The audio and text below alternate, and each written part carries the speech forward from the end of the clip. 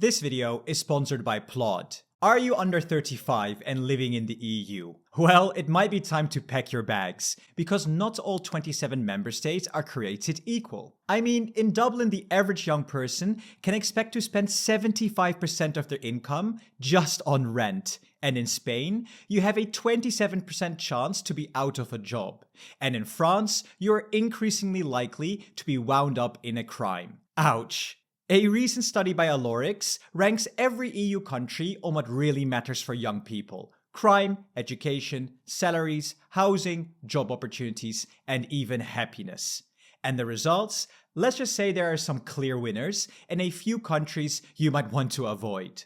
So in this video, we'll go through the rankings, category by category, and reveal who's sitting at the top and who's firmly at the bottom. And credit where credit is due. This video is based on a piece written by Alorix in February this year, and you can find their full article linked in the description. So let's kick things off with safety, because nobody wants to move somewhere just to get mugged on the way home. And for this, we'll use the Numbeo Crime Index. It's based on what residents actually say about crime levels, how safe they feel walking at night, and whether things are getting better or worse. And here's where things get very interesting. The EU countries where people feel safest aren't the usual suspects. Top of the list are Estonia, Slovenia, and Croatia. Yeah, I didn't see that one coming either. You'd expect the Nordics to crush this category. But instead, Sweden is right near the bottom, just above Belgium and France. And France really stands out here. It has the highest crime perception in the EU. And in this case, perception matches reality. Violent crime has been rising for years, and France actually records the highest number of homicides in the EU, 887 last year. More than Germany, despite Germany's much larger population. France struggles with organized crimes, with gangs active in big cities like Marseille, Lyon, and Paris. And around Paris there are ghettos with big social problems: poverty, poor integration, and marginalization, which makes crime especially high. Estonia, by contrast, is now one of the safest countries in the EU. In the 1990s, it had major crime problems, but heavy investment in police, courts, and anti-corruption, often with EU support, turned things around. Today, crime is so low that they even have spare prison space to rent out.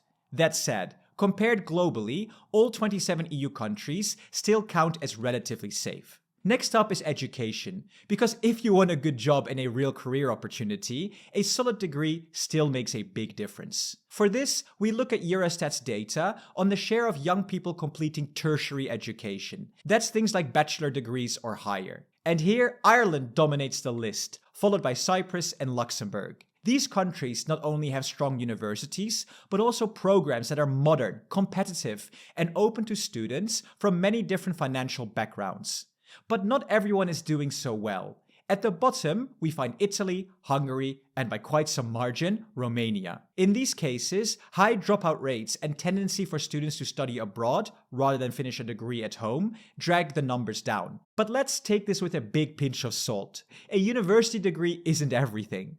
Good vocational courses after high school can also lead to solid careers, and in some countries, they're just as valuable. Still though, what really does set Europe apart is the price tag. In Ireland, bachelor students pay a maximum of €3,000 a year as a contribution fee, while the government covers the rest. There are also grants for families who need extra help, and it's a similar story across much of the EU.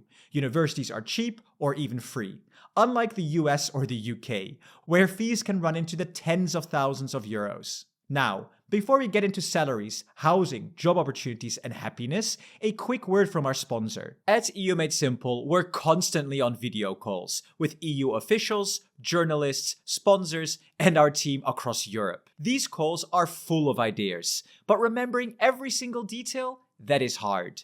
We used to scribble notes or stick post-its everywhere, until I found PLAUD. It's an AI-powered note-taker. One press and it records the meeting. Any ideas in the group? Then transcribes everything into clean text, with summary and action points. I don't even need to touch a pen or keyboard. It works completely hands-free. And when I need to find something later, I just use PLAUD's Ask AI. I might ask something like, what are some of our video proposals from our French channel manager, Paul? And it finds it in seconds. So one of the videos that's been on my mind for a while is what does France get out of being in the EU? The audio is crystal clear. It supports 112 languages, and you can get 300 free transcription minutes a month. Honestly, I could have used it back when I was a student. I can literally just get a summary of the latest lecture I fell asleep in. And in our case, in journalism, confidentiality is absolutely essential. PLAUD takes that seriously too. It's compliant with major security standards and uses AWS-grade encryption. Use my code EUMS10 to get 10% off when purchasing PLAUD Note or Note Pin. Link in the description below. Back to the video. Next up, salaries. Now, comparing pay across Europe isn't as simple as looking at euros, because in some countries, your money simply stretches further than others. So instead, let's have some fun and measure it in Big Macs. Here's how it works. We take the average annual net earnings of a full-time worker without children and divide it by the price of a Big Mac in their respective country. And voila, you get how many burgers an average salary can buy in a month. Take Sweden, for example. On average, a worker there could afford about 356 Big Macs a month, which puts Sweden right in the middle of the EU pack.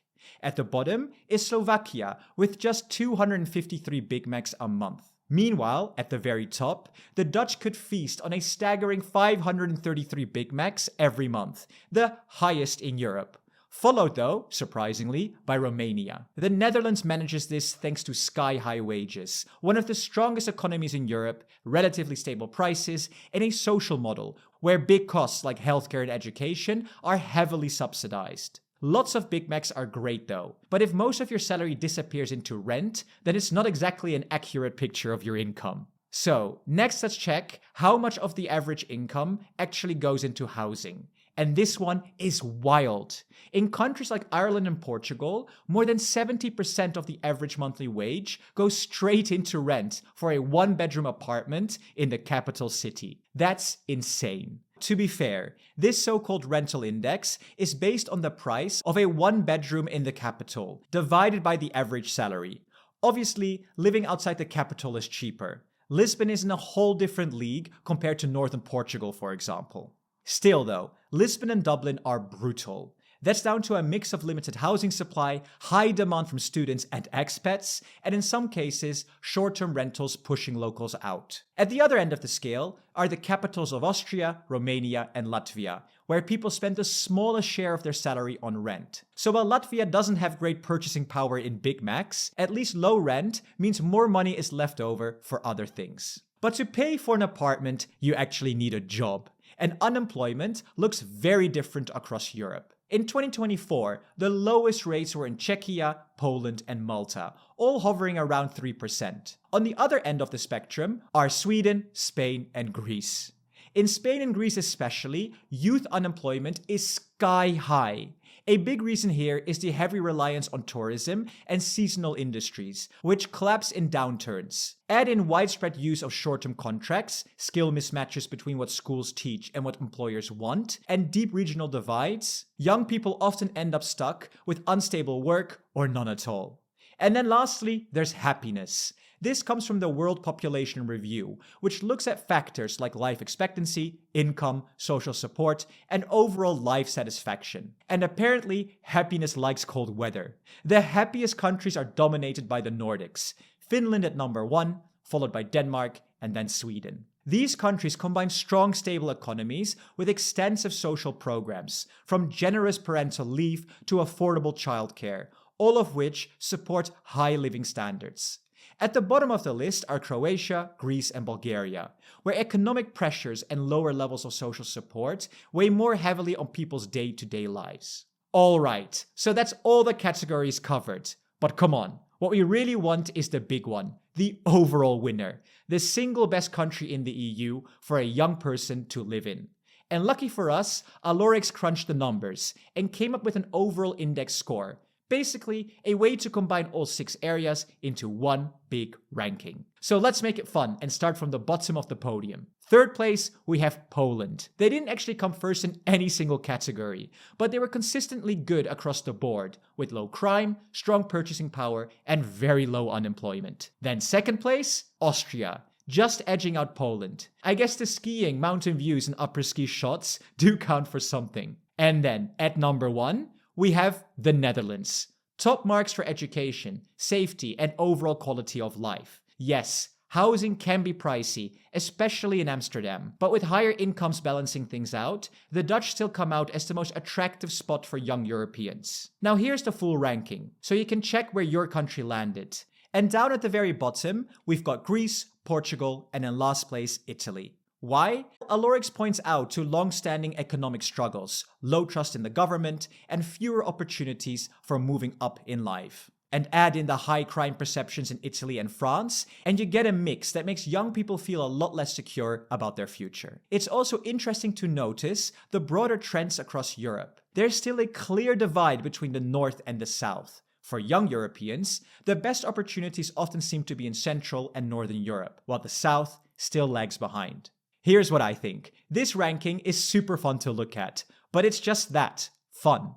We've only covered 6 areas, and of course life is a lot more complex. Pensions, healthcare, the ability to buy a house, even how easy it is to start a business. All of that matters too. So take these results with a very big pinch of salt. Still though, some countries create better conditions for young people in certain areas, while others fall behind.